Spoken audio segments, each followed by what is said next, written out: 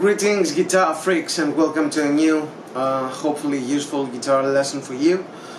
Today I'm gonna be dealing with finding notes on the instrument, and I'll suppose that you've already done some basics on this subject, whether you're a beginner or an advanced player, because it's a problem that I usually see in players from all different levels. For some reason guitar players don't seem to want to learn the notes on the fretboard enough, as opposed to all the other musicians that I know. So usually people, when they start learning notes on their instruments, they first learn the theory behind them, that we have 7 natural notes and 5 notes that are named by using sharps or flats. So there are 12 notes in general in the Western music, and usually we start learning our natural notes on each of the strings, from the open strings to the 12th fret, which is the same as the open one. So usually you get something like, on the first string you get an E, the open E, then you get the F on the first fret and the G on the third, A, B, C, D and D again, and you can do the same thing for all the rest of the strings. Or there's another very cool way of learning the notes on the neck, which is the caged system, C-A-G-D, deriving from the names for the chords C major, the open C major chord, and A major, and G, E, and D, which are all movable shapes. Like the C, you can move it up here and get a C sharp or a D flat, and then a D, etc., etc. And same goes for all the rest of them from the cage system. I'm just going through it so that you know what I'm talking about. And if you just isolate the root notes inside of each of those shapes, when you're playing a C major, for example, your root notes are these two, the 2 C's inside this shape. So this is a movable shape. I can play C, D, E, F, G, whatever I want. If I'm on the if I play a note on the A string with my 3rd finger, then I can find the same note 2 frets below on the 2nd string, on the B string. So this will always be the same shape, 1 octave apart. Okay, so let's jump into the more interesting stuff for today, because it's getting boring for me and perhaps some of you. So I'm gonna start by saying this: we're going to use some songs to learn the notes on the instrument, and I'm gonna use an easy song and the more difficult song for today. The easy one will be Sunny, and the harder one will be All the Things You Are. And I'm simply saying that the one is easier than the other one because there are much less tonalities in Sunny to explore in comparison to All the Things You Are. So what we're gonna do is we're gonna take 2 backing tracks, 1 for each level. I'm gonna post the links to these. They're on YouTube and you can use them yourself.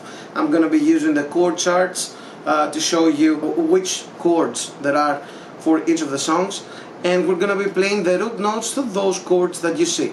So when we start with Sunny, for example, this is the backing track. These are the chords: A minor 7, G minor 7 and C in the same bar, C7, then F major 7, B minor 7 flat 5 and E7. For now, don't worry about all the 7 and minor and major and dominant symbols. You're not going to be using them. The only thing you're going to use are the root notes to these chords. So when you see A minor 7, all you think about is A. Same goes for the rest of the song, and the only different tonality you're going to see is the B flat in the 4th bar of the 3rd row. So without further ado, what we're gonna do is divide our fretboard into the bass strings and the treble strings. So the bass strings will be E, A and D, and the treble strings G, B and E.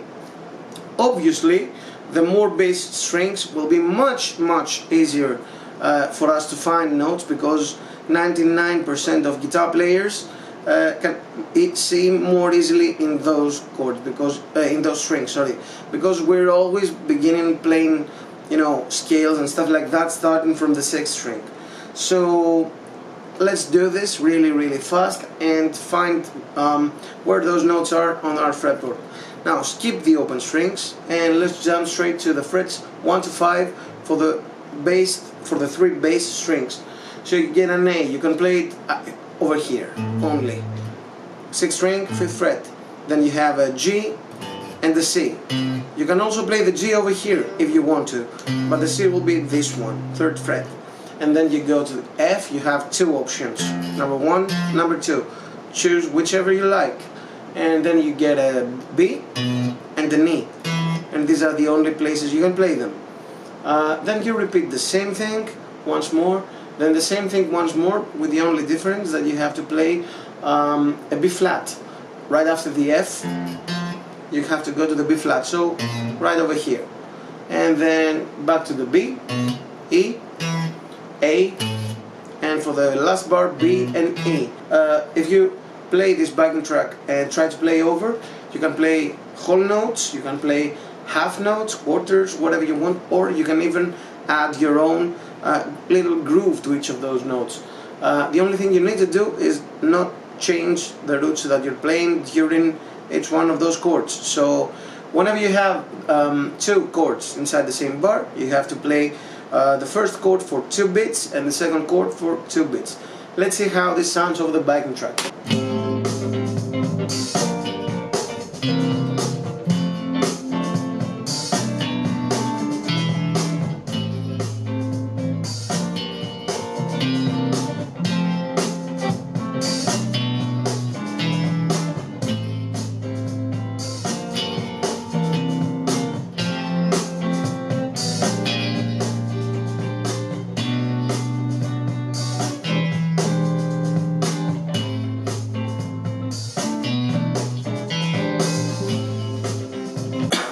Right, that was easy. Now we're going to do the same thing for the first 3 strings. So if we look for an A, we can find it in 2 places, over here and over here.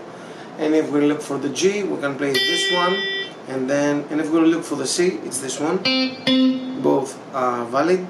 And then for the F, you go over here, and this is your B and E, and then you have the exact same notes, with the only exception of the B flat, which is over here. So let's see how it sounds over the backing track.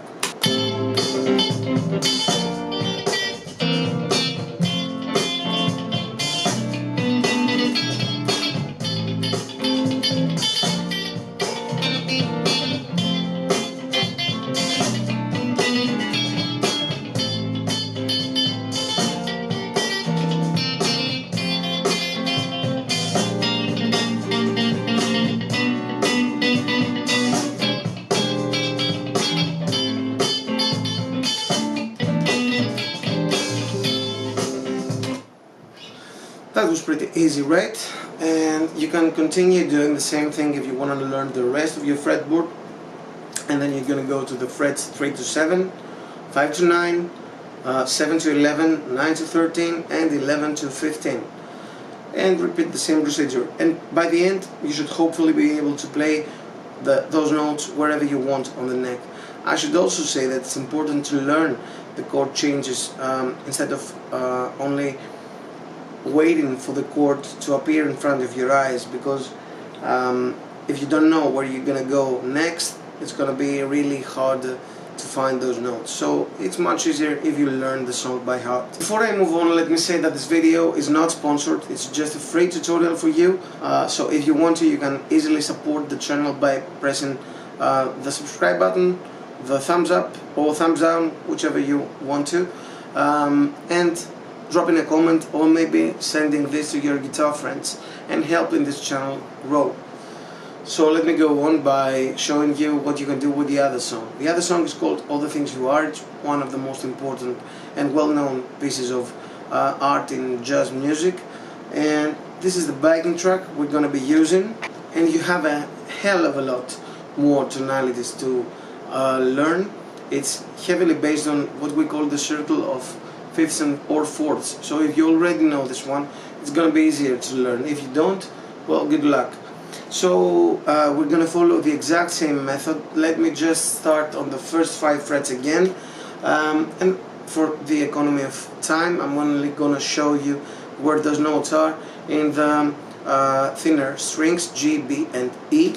We're starting off with an F. The next chord is B flat. Then you have E flat, A flat, which you can play it either here or here.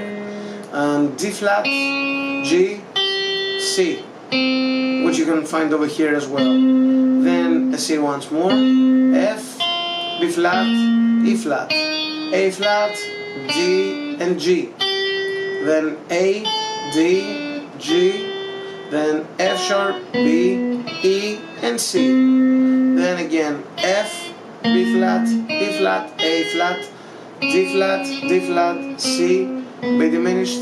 Then you have a B flat, E flat, A flat, and then for the final bar you have G and C. And let's see how this sounds over the backing track, adding some groove to it as well. So I'm starting with the F. 3, 4.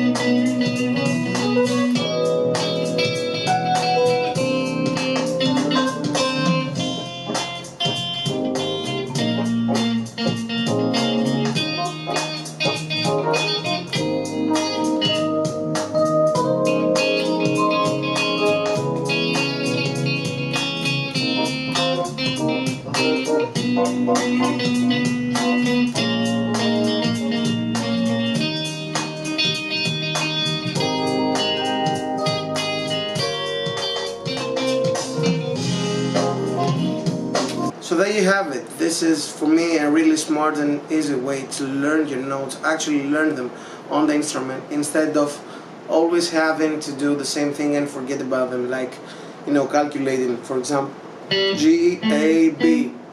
If you only do it this way and you don't mix them up, it's not gonna come that easy for you. Also, if you actually want to raise your game and get better at your guitar playing skills, if you want to learn music theory, modern music theory and harmony, and how all of those stuff are actually applied, because it's practical. Theory and harmony is practical. It's not just words you have to memorize and rules you have to remember. It's practical things that you have to apply in the music that you play or compose. So if you want to know how it's applied in the different styles such as rock, heavy metal, jazz, pop, funk, blues, or whichever other style you prefer, if you want to raise your game and be able to shred and master your techniques such as alternate picking, legato, sweep and economy picking, hybrid picking, tapping, all of those stuff. If you want to increase your fretboard knowledge and visualization in different things such as notes on the fretboard, intervals, triads, 4 voice chords and arpeggios, pentatonics, hexatonics, major modes and scales, all 7 of them, the melodic minor, harmonic minor modes, even the more advanced ones like the diminished scale, the whole tone scale, all this stuff. Also, if you want to get better at improvisation and being able to play over changes in different styles of music, if you want to develop your lick vocabulary, your expression on the instrument, your expression techniques such as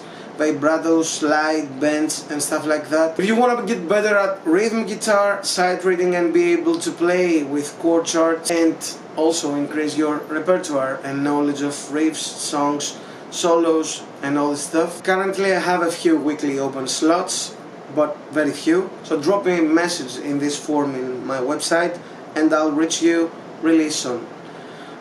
So that was it for today. I really hope you liked this short little lesson. It's just the tip of the iceberg. You can continue to do this with different ways. One of them would be to play different intervals for each of those chords, or maybe triads, or maybe whole scales or pentatonic substitutions, whichever you prefer.